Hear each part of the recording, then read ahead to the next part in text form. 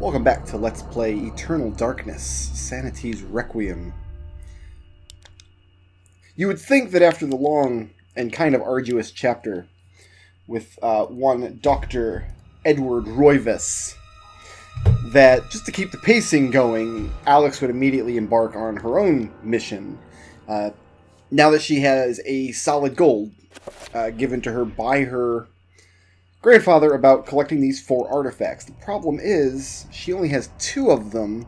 Pius Augustus has 1, and the last time we saw it, was in a concrete structure filled with dead bodies. So, let's do something about that.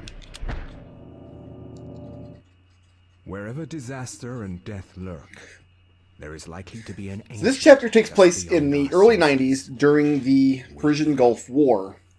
And originally, this character, one of my favorite characters in the game, actually. I really enjoy this chapter. When hundreds of oil fields are set ablaze on the heels Michael Edwards was originally supposed to be, I believe, an American soldier serving in the war, but because this game was in development at the time of 9/11 in 2001, they changed his characters a little bit to be a Canadian firefighter instead. And honestly, I think this works better for him. I like that Mike is a firefighter and not a soldier. Like, he certainly can hold his own in a fight. We'll see here in a minute. He's probably, as far as combat goes, he's the most capable character in the game. But I like that he's a civilian and not a soldier, because a soldier is trained to do their duty, you know, like, ostensibly a soldier has the training and the equipment and everything. Mike definitely has the equipment, so that's not an advantage, but I like that the characters in Eternal Darkness are more or less just regular people. It's a little disingenuous to call Mike a regular person, considering he's a firefighter putting out oil field fires fueled by ancient Eternal Darkness magic that he doesn't know exists yet. And he's doing it with bombs. He's doing it with explosives. But I think the lore of this game gains something by all of the people you play as throughout it more or less being civilians. Even Peter Jacobs was not a soldier. He was a journalist. He was there to catalog and photograph the events of World War I, not to fight in them. Part of that is the soldiers, the fighting men in these wars, were instigated by Pius Augustus in this world. Remember that Pius Augustus instigated these wars and manipulated people on both sides to fight each other to pour more blood and gristle into the machine of the ancients. And maybe that is a good storyline reason for why that nameless soldier we saw killed before Bianchi's chapter. Maybe that's like a good stylistic choice that he was cut. The one character in this game you play that is a warrior, that is a soldier, is Pius himself. And, I mean, the ancients just grabbed him by the brain and started just squeezing until he turned into a lich and is now the bad guy. Take this. Guard it well. Many have perished for it. Take it. Take it to the ruins of Engel. At the ruins, a gathering of light. You want me to take this to some ruins under a house in Rhode Island? That's what the man said, Mike. Save us. And so now you see the structure of the 3 major areas you visit that are not the mansion. Sensing the danger, Mike protects his hands from the insidious magic by using his coat, which he's not wearing, so that doesn't make any sense. Essence of Ulyaoth. And a ruby effigy, because Kareem found it. And a sapphire effigy, because Bianchi found it. Let's go over Mike's equipment, and then I'll finish my thought about the structure of the story. We don't need to worry about a torch, because we can just equip this flashlight. That does mean that we can't one-shot mummies anymore, but we have the best melee weapon in the game, the fire axe, which can one-shot mummies, so it's not a big deal. And, yeah, here's some mummies to one-shot. Pop you in the head. There you go. There you go. Down you go, buddy. Take a little nappy nap. So there are 4 locations in the game. There's the mansion in Rhode Island. There's the, which is sitting above the city of Endga. There is this temple we're in here, which is where Pius started the game. And this is also an ancient city of Eternal Darkness. I think the implication is that this city was much more important in... I think there's more zombies in this room. No? Did I get them all? Okay, fine. Oh, yeah, here's more zombies. The implication is that this ancient city was more important in, like, a previous cosmic struggle at some ancient point in human history, as opposed to Enga, which is important in this modern struggle. And by ancient and modern here, I'm talking about, like, geological time frames, because this story takes 2,000 years to tell. You're still alive. This was a bigger than normal zombie. Zombies come in a couple different sizes, and the big ones always take extra hits. Remember when these guys used to have runes embedded in their chests? So Mike has the assault rifle. The assault rifle has several different modes of fire. It's got single round, 3-round burst, full auto, and then it fires grenades. The grenades are nice and big and flashy, but they can't kill anything faster than the 3-round burst. We're going to stick to the axe and the 3-round burst when we need it for certain things. He's also got a sidearm that we're going to be using for trappers. He has to go through quite a lot of chapter before he's allowed to cast spells. And we're going to see Mike's big benefit is that he's fast, and as far as I can tell, he has infinite stamina, even without a magic pool. And if you can't tell what happened there, that Wingbat summoned a zombie, and Mike is so fast that I was able to wait for it to start attacking, run around the back of it so attack hit the zombie, which triggered the Wingbat to start casting a spell, and I just stood behind him, hacking him to pieces, because that was just fun for me. I see that trapper back there. Don't worry, we're going to get him. There we go. But you remember the first chapter in the game. Is this the room with 2 wingbats in it? I think this is the room with 2 wingbats. Oh, yeah, this is a fun room. You remember in the very beginning of the game that Pius came to a room with 3 pedestals. And they had the 3 essences on them already. Whoa! Oh, I got stuck. I got stuck. This is not good. They're both going to summon things. Yeah, you know what? The trapper dimension actually works for me here. This is probably fine. We actually took a hit there. So yeah, let's go to the red zone and get that little bit of health back before we fight those wingbats. Pius arrived at the room with the 3 pedestals of the 3 artifacts, and you choose one, and that's the ancient one that he becomes aligned with over the course of the game. And then we saw a similar room in the ruins of Enga during Edward's chapter. Alright, Mike, you gotta be careful here, buddy. Oh, there's a horror now. And this trapper's... You know what? We're gonna let this trapper take us home again, I think. Okay. This is going very badly, actually. The problem is, I need Sanity, or else I'll just take a stupid amount of damage. So let's wait for the green here. But I think because he summoned a trapper, the horror that he summoned vanished. So we might have a fighting chance when we get out of here.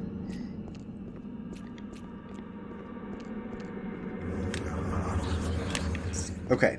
And Zelototh even said there are many colonies of Guardians. Like, losing the one at Enga, in the grand scheme of things, was not a big deal. I should probably kill this guy here. And his friend. If we're going to be coming to the Trapper Dimension now and then to fill up health or sanity.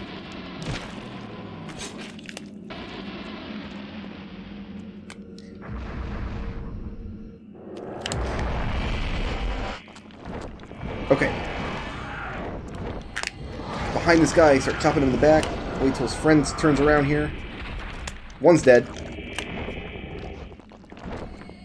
Mike is so fast he can get behind these guys. Lindsay couldn't do this. Lindsay wasn't able to do this. But Mike can. As far as I can tell, he's got infinite stamina. Situated on a waist-high plinth is a gold amulet. Mine now. And now we gotta backtrack, actually. We don't want to be in this room right now. I think there's another trapper here. I don't hear it. Maybe there's not.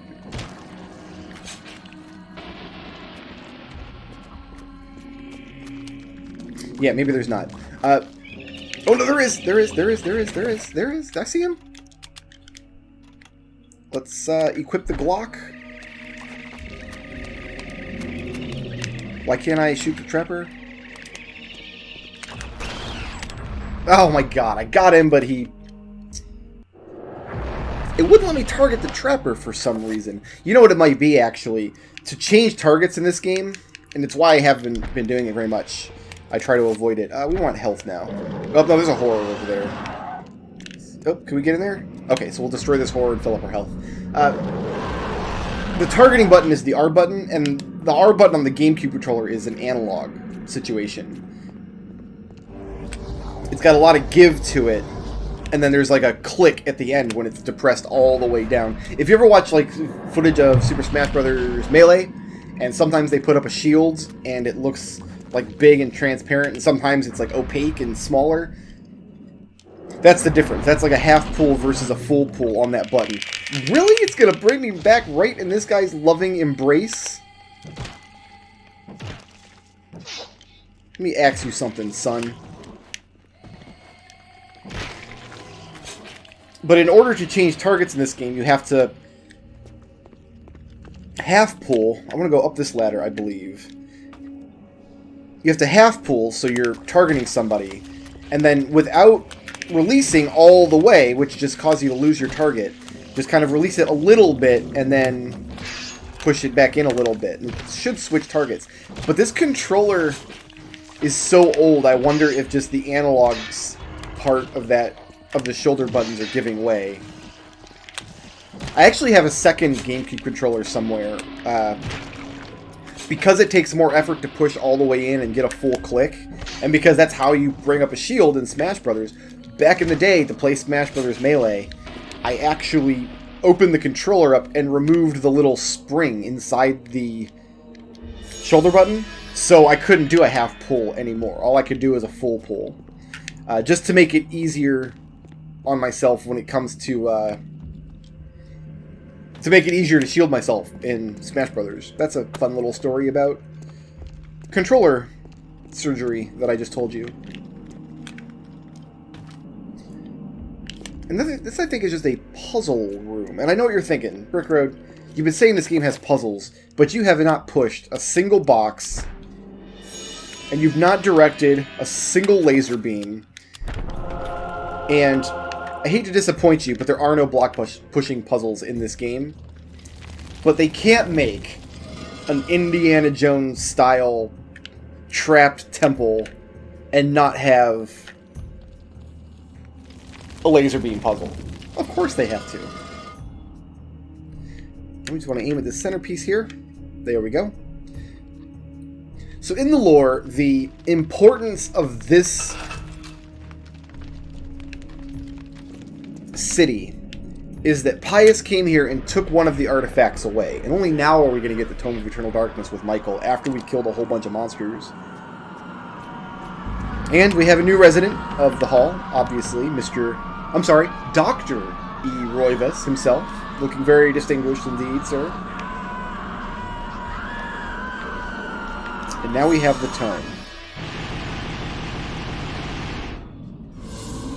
Alright, we have to make sure my spells look correct. I want shield back on. Because Michael can... Yeah, we want to put shield back there, and the rest of that looks good, actually. Yeah, I'm fine with the rest of that. Because Michael... Oh, you know what? No, I'm not fine with that. I want a 5-point shield there. Like that. There we go. Because Michael has infinite stamina anyway, like, I'm pretty sure he can just run for hours and hours without ever getting tired. We don't need the magic pool. Am I hearing trappers? Yes, there are trappers. I really should be using the pistol here to conserve Mike's magic energy. That's what I should be doing. But yeah, he doesn't need pool for stamina. I guess I could cast an Ulyaoth pool instead, but... Get the assault rifle out.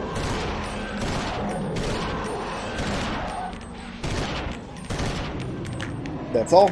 That's all she wrote. Oh, let's reload that. Put a new clip in. Oh, there's a second horror in this room. That's right. Oh, he switched my controls around. That's okay. Here, let's finish him off. Get zapped. Where are you at? There you are. Now that you're on screen. Beautiful.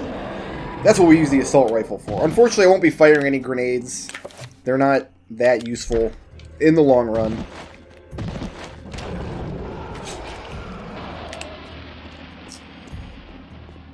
Moving on. I think I've got everything I need. Yeah, I think I'm pretty good right now. Let's try to keep my ears open for more trappers.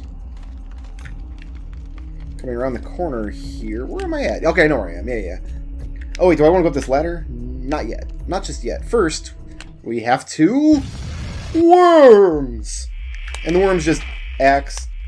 And look what's here, guys. Are my eyes playing tricks on me? Or is that a green effigy? Where is... Dispel magic. Cast level 5. Red.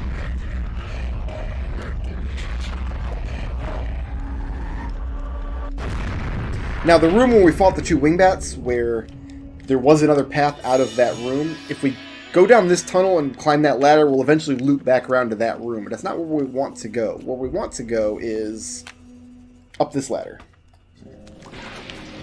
There's a... Oh, the horror's going to fight a zombie over here, I think. No, the 2 zombies are going to fight each other. I'm going to shoot this horror. No, shoot the horror.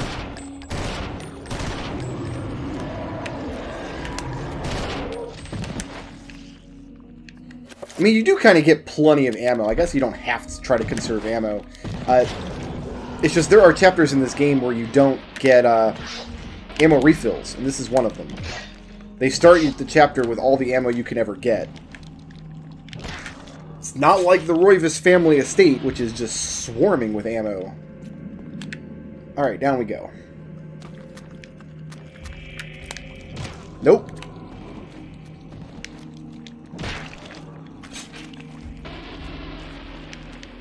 Somebody behind this pillar? Yeah, there we go. So I got an Ulyaoth wingbat in this room. He's probably still here because Bianchi refused to kill him, if you remember. But you know what? Bianchi could not get behind him the way that Mike can. Because the Ulyaoth wingbats don't have legs. They just fly. We don't get to fight a Chaturga wingbat. You don't ever get to fight a strong wingbat over the course of your playthrough. The other... Oh, you know what? I don't know if that's true. Maybe the finale has... a strong wingbat. And by strong, I just mean in this playthrough, red, because red beats green, and this is the green playthrough.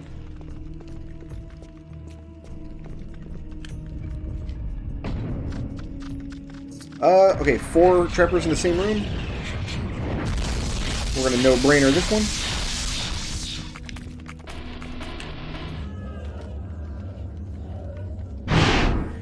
Shoutouts to PokeDude for sponsoring this video, and to everybody who helps make my channel possible by supporting me on Patreon.